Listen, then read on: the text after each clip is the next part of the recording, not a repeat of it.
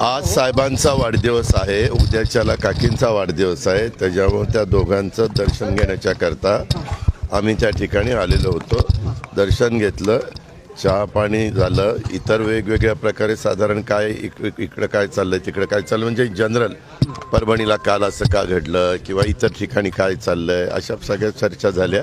In general चर्चा त्या ठिकाणी झाली आणि पार्लमेंटमध्ये लोकसभा का कमी चालली, राज्यसभा का कमी चालली, आमचं मंत्रिमंडळाचं बाकीचं कधी मंत्रिमंडळाचा विस्तार त्या ठिकाणी होणार आहे, आमचं अधिवेशन केव्हा आहे, अशा जनरल चर्चा ज्या नेहमीच्या असतात तशा पद्धतीने चर्चा झाली आणि चहा पाणी नाश्ता झाला. आता आम्ही निघालेलो. नाही राजकीय विषय कसले आपण चर्चा करतोच ना. आता सगळ्यांना तुम्हा पत्रकारांना पण एक क्युरियोसिटी आहे ना. महाराष्ट्राचं आम्ही तिघच जण, एक मुख्यमंत्री 2 उपमुख्यमंत्री झालेत. बाकीचं मंत्रिमंडळ 40 लोकांचं कधी होणार, कारण 16 तारखेपासून अधिवेशन आहे. अधिवेशनामध्ये बिलं आहेत, अधिवेशनामध्ये इतर कामकाज असतं, त्यावेळेस त्याची उत्तरं देण्याच्या करता त्या डिपार्टमेंटचे संबंधित मंत्री असण्याची गरज असते. ह्या सगळ्याच्या सर बहुतेक 14 तारखेला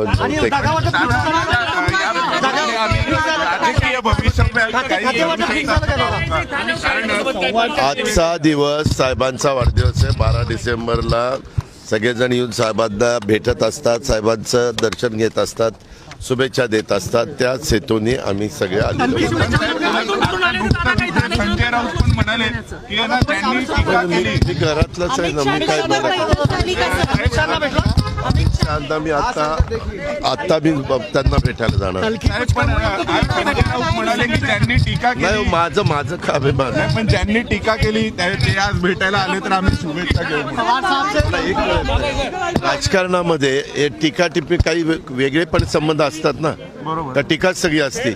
आमच्या इथं महाराष्ट्रामध्ये यशवंतराव चव्हाण साहेबांनी सुसंस्कृत महाराष्ट्रामध्ये कसं राजकारण करायचं ते शिकवलेलं आहे. त्या पद्धतीनं आम्ही काम करण्याचा प्रयत्न करतो.